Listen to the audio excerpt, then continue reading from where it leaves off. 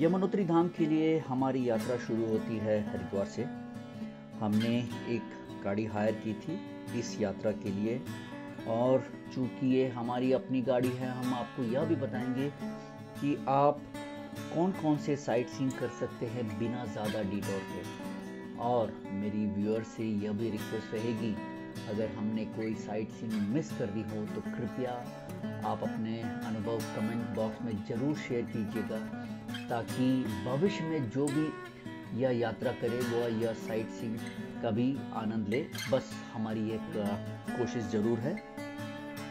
हम हरिद्वार से देहरादून, मसूरी, लाखामंडल, बारकोट होते हुए पहुंचते हैं यमुनोत्री धाम।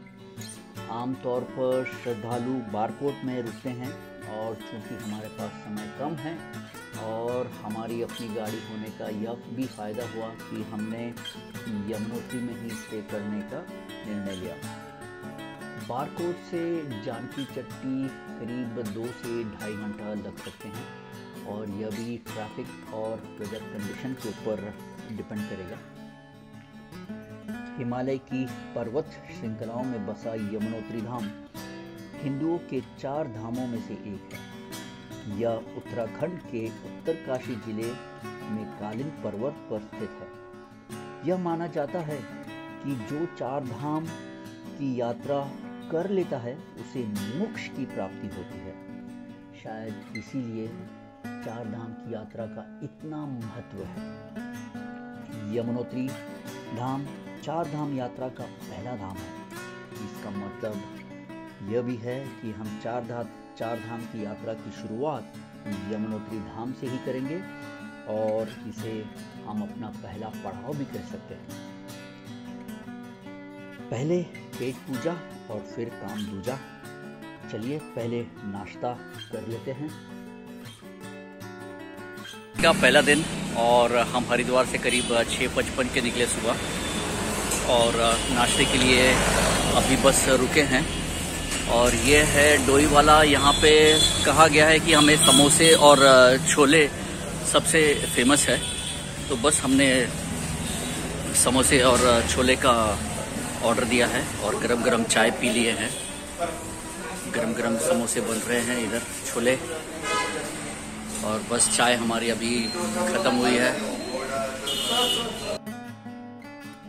ये है मसूरी का आर्टिफिशियल लेक। समय कम है, इसीलिए हम नीचे नहीं जा रहे हैं, बस यहीं से इसका मज़ा ले रहे हैं।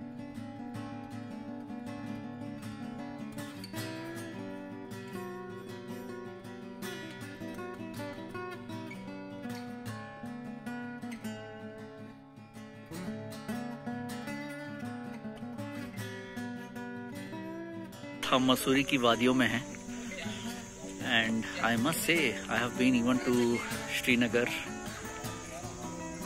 The magnitude of the mountain is much higher,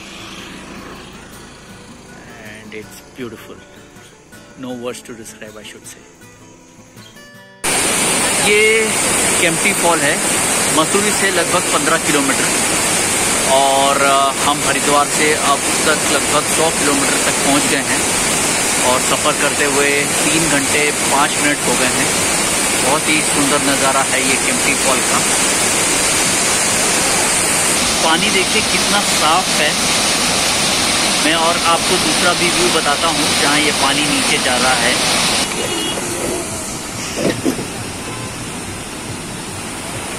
ये है केम्प्टी फॉल जो नीचे पानी जा रहा है, और देखिए ये पानी एक छोटी सी स्विमिंग पूल जैसा है वहाँ पे बना हुआ, वहाँ पे जाके भी वो हो रहा है।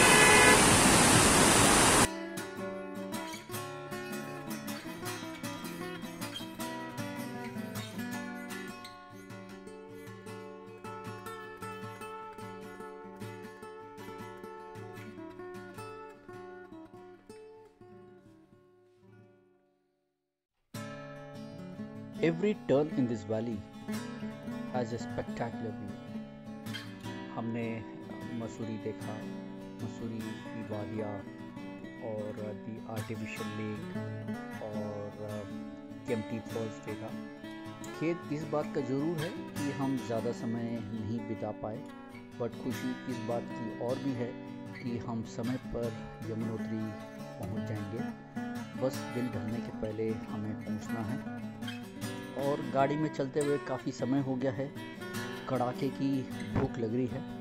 बस किसी ढाबे में रुकने का विचार है। हम लोग अभी बाड़कोट के आगे खरादी करके गांव है 10 किलोमीटर दूर, और इनके अभी 1:15 बज रहे हैं और बस खाने के लिए रुके हैं। और कोशिश यही रहेगी कि आज यमुनोत्री की यात्रा आज ही शुरू कर दें। और यहाँ होटल में बस खाने के लिए खाना बन रहा है फ्रेश, और इसके बाद कोशिश आज यही रहेगी कि यमुनोत्री की चढ़ाई आज ही कर लिया जाए। जुड़े रहिएगा हमारे साथ जब तक यात्रा यमुनोत्री की यात्रा खत्म हो जाए तब तक।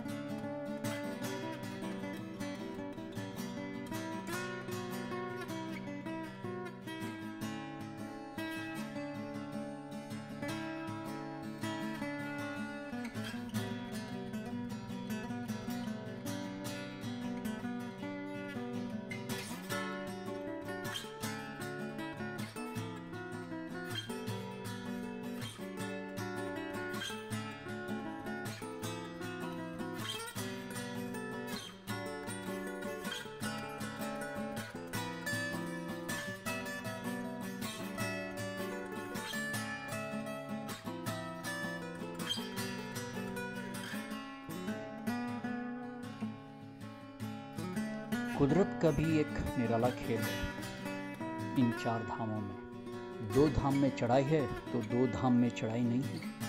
पहला धाम में चढ़ाई है जो लगभग 5 से 5.5 किलोमीटर वन वे की चढ़ाई है, और यह धाम है यमुनोत्री।